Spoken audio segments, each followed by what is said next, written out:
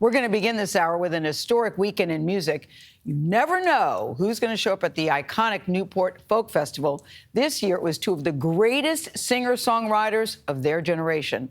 The first surprise, well, that came on Saturday. People writing songs that voices never share, and no one dare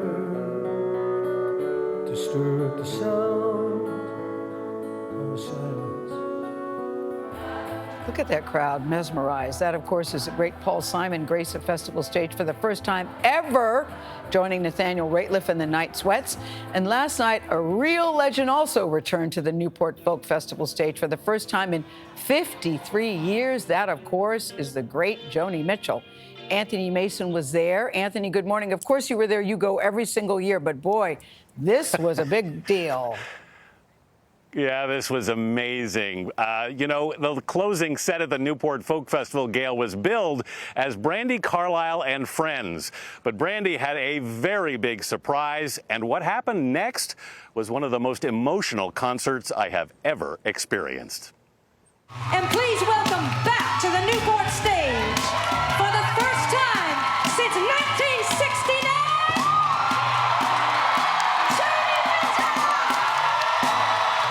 When the surprise guest walked gingerly onto the stage at the Newport Folk Festival, the crowd erupted.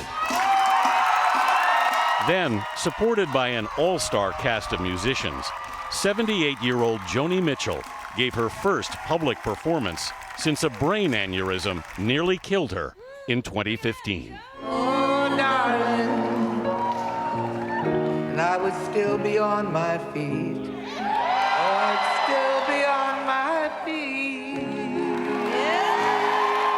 The stage was set up like Joni's California living room, where the recovering singer has been hosting Joni Jams with fellow musicians for the past few years. And she just wants to sit there and drink her wine and listen, right? But it didn't turn out like that. She started singing, and then she started playing. And Brandi Carlile had the idea of bringing the Joni Jam to Newport.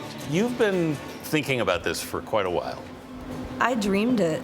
The first time she opened her mouth and sang Summertime, and I saw Herbie Hancock burst into tears, and everybody in the room catch their breath because she had decided to sing, really decided to sing, you know? Mm-hmm. I knew she'd do it at Newport. I can't really say how I knew it. I just pictured her out there. I pictured the water and the fort and the boats. So the years spin by and now the boy is 20. But until rehearsals Friday night here, no one was sure she would feel up to it, including Joni herself. Are you at all nervous about singing in front of an audience again? No, I've never been nervous about being in front of an audience. But I wanted to be good, you know, and I wasn't sure that I could be, but I didn't sound too bad tonight. No, you didn't. City light time, must you get ready so Joni was 23 when she first played Newport back in 1967. Yeah, I met Leonard Cohen in 67. I met James Taylor in 69. Yeah, you know, that's pretty good company. Good friends for my life. In her first trip back in 53 years, Joni played guitar, a skill the aneurysm took from her till only recently. You taught yourself to play again? I'm learning. I'm looking at videos that are on the net to see where I put my fingers, you know. It's amazing, like, what an aneurysm knocks out. How to get out of a chair, you don't know. How to get out of a bed, you don't know how. Yeah. You know, you have to learn all these things by rote again, you know. I was into water ballet as a kid, and I forgot how to do the breaststroke. Every time I tried it, I just about drowned, you know. Yeah. So there's a lot of, you going back to infancy almost. You have to relearn everything. How do you find the will to do that? I don't know, but the surgeon that did the brain surgery on me said I had will and grit. Yeah. You show that every day. Do you think you have will and grit? Yeah, I think I do. She definitely does. I've recovered from a lot of things, you know. You sure have. Polio. At age 9, polio left her paralyzed. Joni willed herself to walk again. Your friends call you a miracle. You are. I love you, Joni, you magical thing. Joni's career has been widely celebrated this past year. She was a Kennedy Center honoree and Music Cares Person of the Year at the Grammys. How did that feel? Oh, very rewarding. You know, a lot of doors were shut to me, like the Rock and Roll Hall of Fame. They kept me out of that for a long time. So you're feeling the love. I'm feeling the love, yeah. Feels good. It feels good. It's a beautiful thing to It's a see her beautiful honored in thing. this way. I think having a brush with death like that kind of softens people towards me. The musicians at Newport were as moved as the audience. Marcus Mumford handled drums during the set. How did it feel to play with Joni? It's a complete dream. And Brandi's a wonderful facilitator and leader. And obviously, she's basically the one person in the world who Joni feels comfortable sitting next to sing her songs again. And so I think it's just really emotional.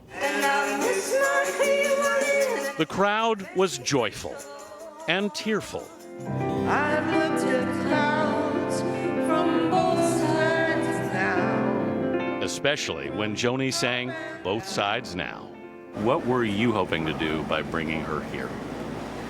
Joni hasn't always felt the appreciation that exists amongst humanity for her.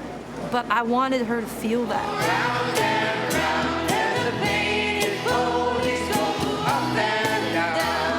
By the end of the night, everyone was glowing, especially the artist herself.